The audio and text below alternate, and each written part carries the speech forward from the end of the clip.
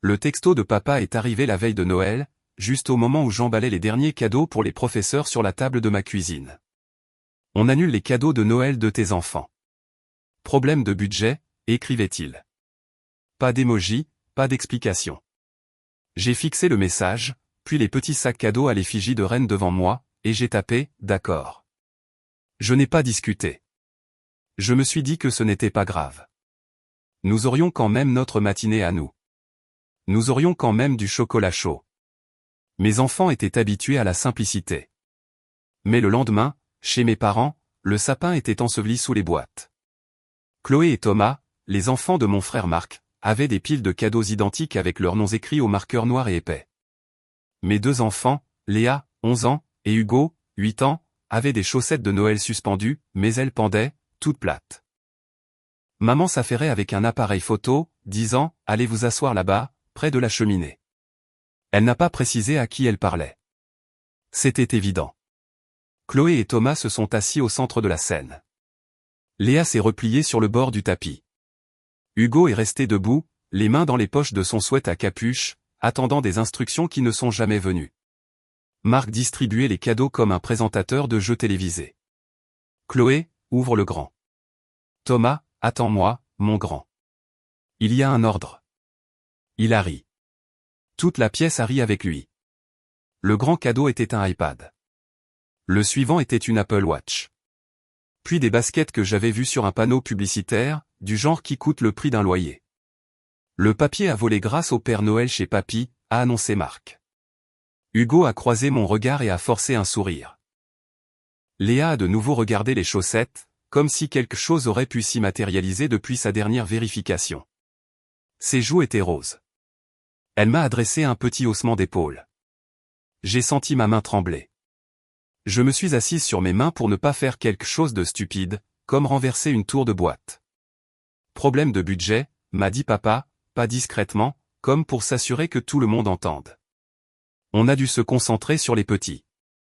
Léa a cligné des yeux. Elle n'est plus petite, mais c'est encore une enfant.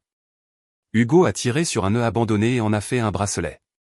L'appareil photo de maman était pointé partout, sauf sur lui. J'ai attendu que quelqu'un dise « Attendez, où sont les cadeaux de Léa et Hugo ?» Personne ne l'a fait. Claire, ma belle-sœur, a donné une canne en sucre à chacun de mes enfants et a dit « On fera quelque chose de simple la semaine prochaine, d'accord ?» comme si mes enfants devaient programmer leur joie. J'ai dégluti lentement, 1, 2, 3 fois. J'ai pris une photo, non pas des tablettes ou des chaussures, mais de la tête penchée de Hugo et de l'espace vide sous sa chaussette. J'avais la gorge serrée, comme le ruban que je venais de nouer autour de rien. Je n'ai pas explosé. J'ai souri quand quelqu'un a fait une blague sur le fait que le Père Noël avait besoin d'une augmentation. À l'intérieur, je comptais non pas les cadeaux, mais les systèmes. Je m'appelle Élise. J'ai 37 ans. Je vis à Lyon dans une maison de ville de 2 chambres qui sent encore un peu la peinture parce que j'ai refait la chambre des enfants moi-même le mois dernier. Je suis ingénieur du son. Ce n'est pas glamour. C'est beaucoup de câbles à enrouler, d'XLR à étiqueter, et de l'arsène à éliminer des moniteurs dans des bars et des petits théâtres. Je travaille les nuits, les week-ends, les jours fériés. Je travaille aussi en freelance pour quelques salles dans les Alpes quand je peux décrocher le montage. Ça paie les factures si je fais attention. Je suis divorcé. Les enfants sont avec moi la plupart du temps. J'ai toujours été celle qui est douée avec l'argent dans ma famille. Traduction, j'ai appris à gérer un budget à la dure, et je sais exactement ce qu'il y a sur mon compte courant à tout moment. Mes parents, papa, un monteur de ligne à la retraite, et maman, une coiffeuse à temps partiel sont tout le contraire. Ils sont généreux et impulsifs. Mon frère, Marc, fait de grands projets et suppose que quelqu'un d'autre s'occupera de la facture. Habituellement, ce quelqu'un, c'était moi. Ça a commencé simplement. Après mon divorce, j'ai mis de l'ordre dans mes comptes et j'ai demandé à mes parents d'arrêter de mettre leurs urgences sur ma carte de crédit. À la place, j'ai mis leurs factures d'électricité en paiement automatique depuis mon compte parce que on n'arrive pas à suivre avec les mots de passe en ligne, Élise. C'était 165 € par mois. Puis l'eau, 55 €. Puis les ordures, 25 €. Puis ils ont annulé leur abonnement Orange et ont rejoint mon forfait familial, juste pour quelques mois. Cela s'est transformé en 2 ans. C'était 200 € par mois pour 4 lignes, la mienne et les leurs. Maman m'envoyait des textos le vendredi. Je suis à court pour les courses. Ça a commencé à 90 €, puis 185. Pendant la majeure partie de cette année, j'ai envoyé 275 € automatiquement sur son compte chaque semaine, pour ne pas avoir à choisir entre l'ignorer et être à découvert. J'ai un virement récurrent enregistré dans mon application nommée « Course Maman ». C'est le nom le plus déprimant sur mon téléphone. Quand l'activité secondaire de Marc dans la climatisation a explosé, selon ses propres termes, je lui ai prêté 6 900 € que j'avais économisés grâce à une série de contrats d'entreprise en juillet. Il a promis de me rembourser pour la Toussaint. La Toussaint est arrivée avec une tarte et tu sais comment sont les clients. Quand il a été facturé pour un report de paiement lié à la Covid qu'il avait oublié, j'ai avancé 1100 € pour que sa camionnette ne soit pas saisie. Quand le four de mes parents est tombé en panne, j'en ai payé un d'occasion sur le Bon Coin 370 € en espèces et je l'ai transporté avec un ami. Il y a 2 étés, nous avons fait un voyage en famille à Disneyland Paris. J'ai réservé les vols. J'ai réservé l'Airbnb. J'ai payé la compte, 3500 €, étant entendu que tout le monde me rembourserait par tranche. Ils ne l'ont pas fait. J'ai payé tous les billets de parc parce que, c'est plus simple comme ça. Et mon père m'a donné 185 € en espèces à la fin et a dit, on réglera ça plus tard. Ils ne l'ont jamais fait. Je me suis dit que c'était un cadeau. C'est ça, la famille. Les affronts ont commencé comme des nids de poules sur lesquels je roulais en prétendant ne rien sentir. À l'anniversaire de maman l'année dernière, il y avait des photos encadrées de tous les petits-enfants sur une étagère. Il y en avait une douzaine des enfants de Marc au football, à la danse, à la première dent perdue. Il y en avait 2 des miens, toutes 2 datant de 5 ans. Quand j'ai envoyé par texto une photo du bulletin d'honneur de Léa, maman a écrit « Fier de tous mes petits-enfants », puis a posté des photos du récital de Chloé. La journée des cousins était toujours programmée le dimanche, quand j'avais un montage à Annecy. Il prenait des photos aux eaux et me les envoyait par texto après. Quand j'ai demandé, maman a dit « On s'est dit que tu serais fatigué ». Au printemps dernier, Julien, mon ex, devait emmener Hugo à un match de l'OL avec mon père, Marc et Thomas. À la dernière minute, Julien a dû travailler, alors j'ai demandé si je pouvais amener Hugo pour qu'il ne le manque pas. Papa a dit, on n'a que 4 billets, mais ils ont emmené le fils du voisin, Mathis, à la place parce que, il est juste là.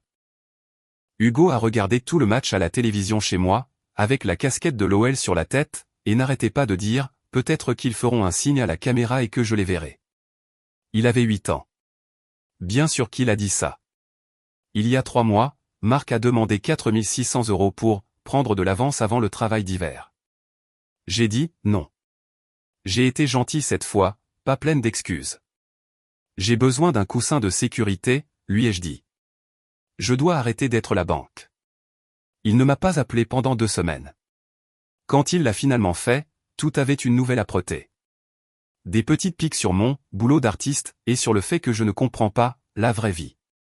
Il a plaisanté devant mes parents, elle est riche, mais tout son argent doit être dans les câbles. Quand papa a texté, on annule les cadeaux de Noël de tes enfants. Problème de budget, j'ai senti le déclic. Les problèmes de budget n'ont jamais été un problème quand on me demandait de payer le brunch, un plombier ou une vidange. Les problèmes de budget, dans notre famille étaient un code pour « on est en colère que tu ne veuilles plus nous sauver ». Pourtant, j'y suis allé. Parce que chaque année, nous faisons les chaussettes de Noël chez eux. Parce que je croyais que mes enfants pourraient avaler une petite chose de plus et que ça irait. Parce que je pensais qu'ils savaient peut-être acheter quelque chose de petit. Parce que je continue de leur donner des chances. Quand j'ai vu Chloé déballer son 2e appareil électronique et que mes enfants ont reçu des cannes en sucre, j'ai compris que la chance que je leur avais donnée avait été transformée en arme. Il ne s'agissait pas des iPads. Il s'agissait de l'effacement public. Il s'agissait des chaussettes vides sous le même toit où mon virement direct avait payé l'électricité la semaine dernière. Il s'agissait de papa disant, les petits, comme si les miens ne comptaient pas. Nous avons survécu au déjeuner. Jambon et gratin dauphinois. Marc a fait une blague sur le fait que le Père Noël avait dû être licencié. Papa a raconté une histoire de notre enfance, quand on recevait des oranges dans nos chaussettes et qu'on était content.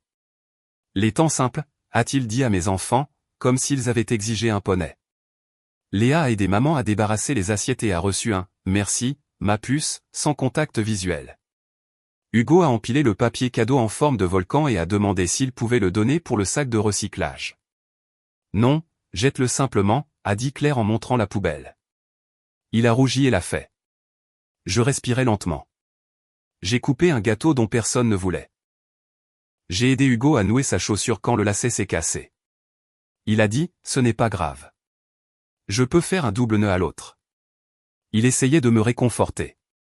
Ça a fait plus mal que la chaussette vide. Sur le chemin du retour, le ciel au-dessus de l'avenue Berthelot était bas et gris. Mes essuie-glaces grinçaient. Léa regardait par la fenêtre avec ses écouteurs, sans lancer de musique. Hugo tenait la canne en sucre sur ses genoux comme si elle allait se briser s'il respirait dessus. Ce n'est pas grave, a finalement dit Léa sans me regarder. Je sais, ai-je répondu, et ma voix est sortie trop neutre. Je ne voulais pas leur apprendre que la méchanceté était une petite chose. Je ne voulais pas non plus déverser ma douleur sur leurs genoux comme des charbons ardents. On fera nos cadeaux à la maison demain matin, et des pancakes, ai-je dit. À la maison, notre sapin était de travers, et nos décorations étaient en papier et en feutrine. Il y avait 3 cadeaux en dessous, emballés dans du papier d'emballage marron que Léa avait décoré avec ses feutres. Un clavier d'occasion que j'avais eu pour 55 € sur un groupe Facebook d'un étudiant qui déménageait. Un set d'aquarelle. Une boîte de Lego. J'ai mis du chocolat chaud sur le feu et j'ai remué en cercle pour que le lait n'attache pas. Hugo a demandé si on pouvait avoir 2 guimauves chacun. 3, ai-je dit, et il a souri, son premier vrai sourire de la journée. Quand ils sont allés se coucher, je me suis assise à la table de la cuisine, j'ai ouvert mon application bancaire et j'ai regardé mes virements programmés. C'était là, course maman, 275 €. Prochain virement, vendredi. L'horaire indiquait, répétition hebdomadaire, vendredi. J'avais mis en place l'automatisation parce que j'en avais assez des supplications, des histoires, de la culpabilité. Je m'étais dit que c'était plus facile. Cela me rendait aussi complice de la façon dont on apprenait à mes enfants qu'ils valaient moins. J'ai appuyé sur « Modifier ». L'application demandait « Changer ou annuler ». J'ai appuyé sur « Annuler ». Une fenêtre est apparue. Êtes-vous sûr de vouloir annuler ce virement récurrent? Mon pouce a hésité. Mon estomac s'est retourné. J'ai appuyé sur « Oui, annuler ». Une petite coche verte est apparue. Votre virement programmé a été annulé. J'ai fait une capture d'écran. Je ne l'ai envoyé à personne. Je l'ai sauvegardé dans un dossier de mon téléphone appelé « Limite » où, jusqu'à ce moment, il n'y avait absolument rien. J'ai fait défiler jusqu'aux paiements automatiques des factures électricité, eau, ordures, la provision pour l'impôt foncier que je leur avais avancé quand ils l'avaient manqué l'année dernière, des lignes de ma vie où j'avais décidé qu'aider signifiait supprimer toute friction des leurs. Je n'y ai pas touché. Un seul geste net. Pas de menace, pas de note, pas d'explication. Puis j'ai ouvert mon autre onglet, celui que j'utilise quand j'ai besoin de me rappeler qu'il existe un vaste monde au-delà de ma famille. Location de ski, forfait de remontée mécanique, Airbnb bon marché à Chamonix. Offre de dernière minute. J'avais un petit extra d'une fête d'entreprise pour laquelle j'avais fait le son la semaine dernière. Je ne l'avais promis à personne. Il y avait une annulation pour 2 nuits dans un petit appartement à Chamonix. Ce n'était pas luxueux. L'annonce montrait des comptoirs en stratifie et une photo d'un canapé avec une couverture étalée pour cacher l'usure. Il y avait des lits superposés. C'était 200 € la nuit, plus le nettoyage. Total, 500 €. L'école de ski pour enfants avait 2 annulations, 115 € chacun pour une demi-journée. Les locations coûtaient 35 € par enfant et par jour. L'essence, les snacks, le chocolat chaud. Ce serait serré, mais possible. J'ai réservé. Je ne l'ai pas encore dit aux enfants. J'ai suspendu leurs chaussettes à notre meuble télé, j'y ai glissé 2 bonnets que j'avais eus en solde, et j'ai mis leur canne en sucre à côté comme si nous l'avions prévu ainsi. Je n'ai pas beaucoup dormi. Chaque fois que je fermais les yeux, je voyais les iPads, la chaussette vide de Hugo et mon propre pouce appuyant sur « Oui, annuler ». Mes mains semblaient plus stables. Le matin, c'était pancake, chaos de papier et les premières notes hésitantes du clavier à travers le petit haut-parleur intégré. Hugo a mal joué, Jingle Bell. Léa a joué quelques accords puis a installé son set d'aquarelle, tapotant le pinceau pour l'humidifier juste assez. Ils allaient bien. Ils allaient toujours bien. C'était moi qui tremblais. Quand je leur ai parlé du voyage, les yeux de Léa se sont agrandis comme si elle avait de nouveau 5 ans. Sérieusement? Hugo a fait un tour de la pièce en courant. On doit prendre des pantalons de neige, a-t-il demandé, pratique comme moi. Nous avons fouillé dans le placard de l'entrée et avons trouvé ceux de seconde main que j'avais achetés l'année dernière en espérant qu'ils leur iraient encore. C'était le cas. Nous sommes partis après le déjeuner avec le reste de chocolat chaud dans des tasses de voyage et un sac de clémentines. L'autoroute vers les montagnes était sèche et lumineuse, à l'opposé du gris de la veille. Hugo comptait les semi-remorques. Léa prenait des photos par la fenêtre de la lumière frappant la neige. Je n'ai rien posté. Pas encore. Je n'allais pas faire en sorte que cela les concerne. J'allais faire en sorte que cela concerne mes enfants. Chamonix était bien de la manière dont la simplicité peut être bonne. L'appartement était petit et grinçant. L'échelle du lit superposé des enfants était bancale. Les plaintes avaient besoin d'un coup de peinture. Personne ne s'en souciait. Nous avons mangé des nouilles dans des tasses et regardé un film sur mon ordinateur portable, tous les trois sous la couverture qui cachait l'usure du canapé. Le matin, nous nous sommes emmitouflés et avons enfilé des chaussures de location. Hugo ressemblait à une guimauve.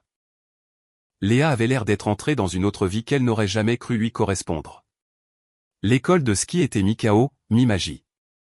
J'observais depuis le chalet avec un café qui coûtait trop cher, et je me suis permis de ne pas penser. Hugo me faisait un signe de la main chaque fois qu'il descendait la piste pour débutants.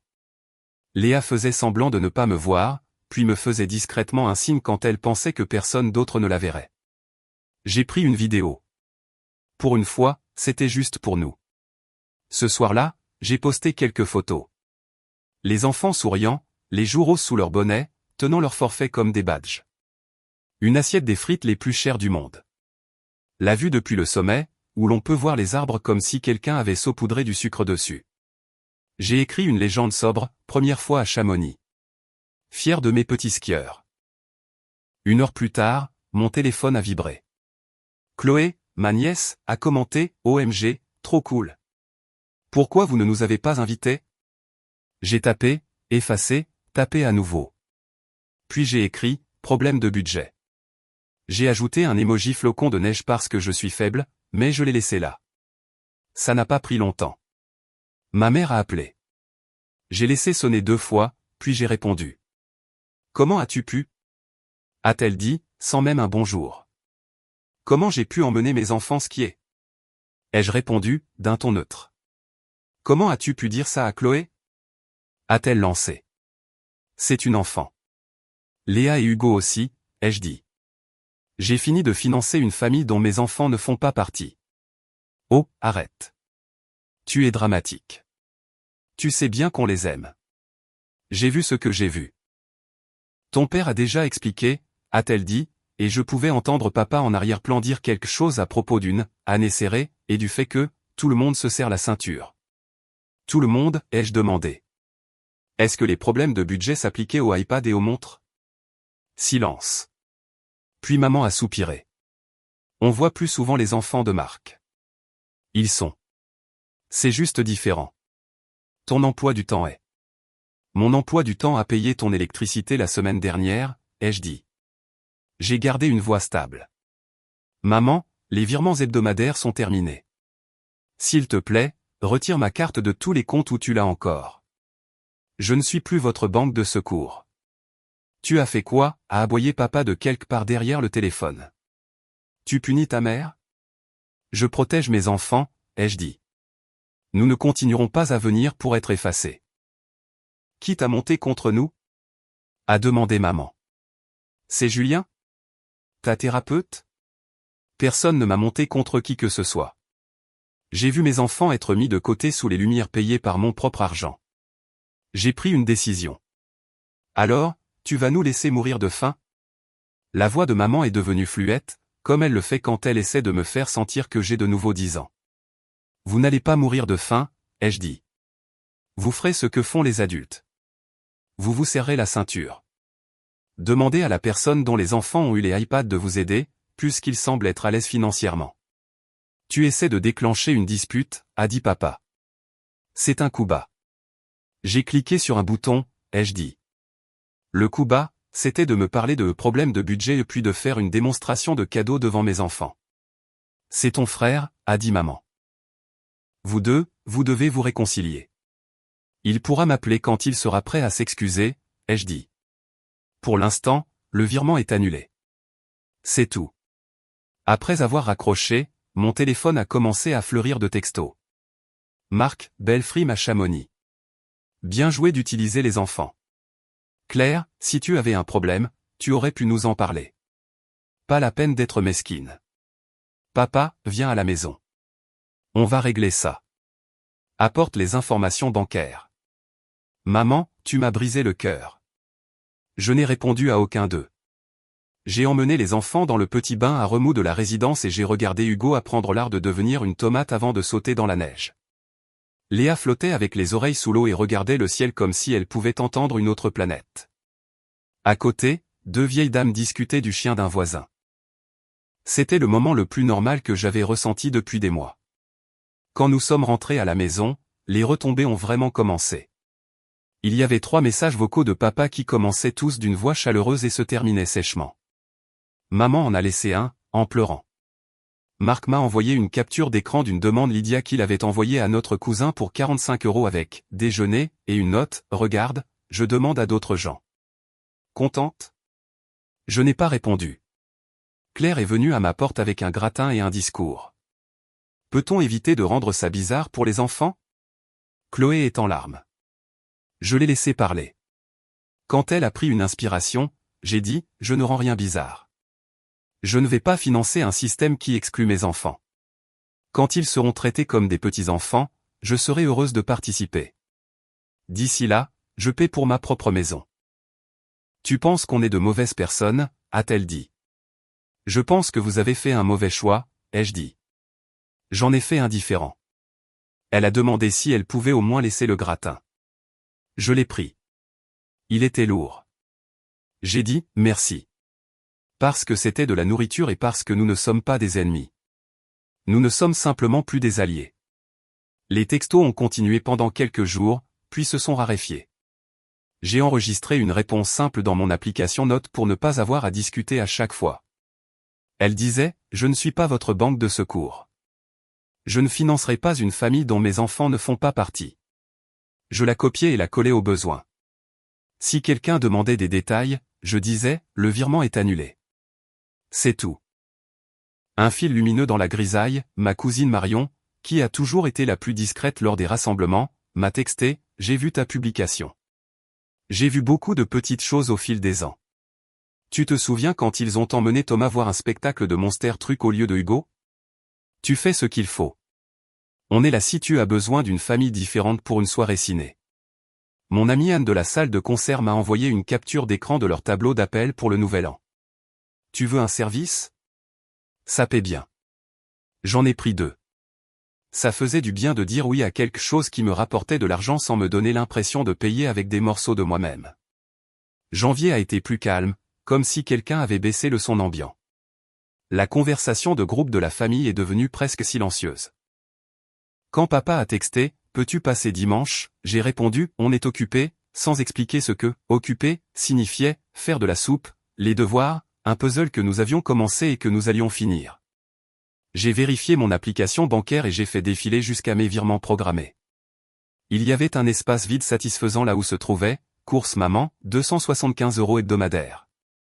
Aucun virement programmé, disait le petit message. J'ai pris une autre capture d'écran et je l'ai mise dans mon dossier, limite. J'ai regardé les paiements automatiques des factures et j'ai retiré ma main comme s'ils étaient brûlants. Une décision à la fois. Quand février est arrivé, Marion nous a invités chez elle pour un Noël tardif avec son mari et leurs 2 enfants. Nous avons apporté des sablés. Elle avait encore un sapin, un petit avec des étoiles en papier. Il y avait quelques cadeaux pour mes enfants, un puzzle et un livre, et aucun discours. Les enfants se sont entassés par terre et ont construit le puzzle ensemble. Personne n'a dit, les petits. Personne n'a dit, problème de budget. Quand le lacet de Hugo s'est de nouveau cassé, Marion lui a donné un nouveau lacet sorti d'un tiroir parce que c'est une maman et qu'elle a un tiroir pour tout. Au printemps, maman a réessayé. Vous nous manquez, a-t-elle texté. On fera les choses bien l'année prochaine. J'ai répondu, on verra, et je le pensais. Un mois plus tard, j'ai reçu un texto de groupe de papa avec un lien vers une cagnotte Litchi pour un fonds pour un nouveau toit. J'ai fait défiler. Je lui ai envoyé le site web d'un entrepreneur qui propose des plans de paiement à la place. En décembre, quand l'air est devenu vif, les enfants ont demandé si nous retournions dans nos montagnes. J'ai dit oui, si on peut se le permettre. J'ai pris des services supplémentaires. J'ai vendu une pédale de guitare que je n'utilisais pas. Nous n'avons invité personne. Nous n'avons pas posté de photo du sommet cette fois-ci. Nous avons posté une photo du chocolat chaud dans nos tasses, avec des guimauves fondant en petits nuages. Chloé a aimé la photo.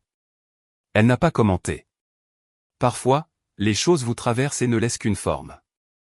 Le jour de Noël, nous sommes restés à la maison. J'ai mis la table avec les tasses dépareillées et le chemin de table en feutrine que Léa avait fait en cours d'art plastique. 2 chaises pliantes sont restées vides au bout parce que je ne pouvais pas encore me résoudre à les entasser dans le placard. J'ai pensé à inviter à nouveau mes parents et à décider que s'ils ne ramenaient pas les tensions, ils pourraient venir. Je ne l'ai pas fait. Pas cette année. Pas pour ma première année de calme. Nous avons mangé des pancakes, puis des œufs quand nous avions envie de quelque chose de salé. Nous avons fait un fast time avec Julien et ses parents. Ils ont fait des grimaces aux enfants et ont dit qu'ils étaient fiers de leur virage sur les petites pistes. Léa a ouvert un petit métronome que j'avais trouvé pour son clavier. Hugo a ouvert un kit de science d'occasion. Il a fait un volcan sur une plaque à biscuits et n'a demandé à personne si c'était d'accord. Plus tard, on a sonné à la porte. C'était Marion et ses enfants en bonnet, les joues roses. Ils avaient fait de la luge au parc et s'étaient arrêtés avec une tarte en plus. Aux pommes. Marion a dit, mon four a fait des siennes, mais elle est bonne. Les enfants sont entrés bruyamment, de la neige sur leurs bottes, excités de se voir. Léa leur a montré son aquarelle. Hugo leur a montré le clavier et a joué les 3 accords qu'il connaît comme s'il s'agissait d'un concert. Tout le monde a applaudi. Ce n'était pas un spectacle. C'était un foyer. J'ai vérifié mon téléphone une dernière fois. Un texto de maman, envoyé à 8 heures du matin, Joyeux Noël. J'ai répondu, Joyeux Noël. C'est tout. Pas d'accusation, pas de discussion sur le budget. Je suis retourné à table. J'ai coupé la tarte. Les chaises étaient toujours vides. Nous n'avons pas parlé de ceux qui n'étaient pas là. Nous avons parlé de luge, des meilleurs ratios pour le chocolat chaud et d'un chien idiot au parc qui a essayé de poursuivre une luge en bas de la colline et a glissé dans un buisson. Quand la maison a été calme cette nuit-là et que je faisais le dernier tour de ramassage des tasses et des chaussettes, j'ai ouvert mon dossier, limite, sur mon téléphone. 2 captures d'écran. Oui, annulé. Aucun virement programmé. Je ne me sentais pas triomphante. Je me sentais comme quelqu'un qui a trouvé l'interrupteur dans une pièce où elle pensait devoir rester assise dans le noir pour toujours.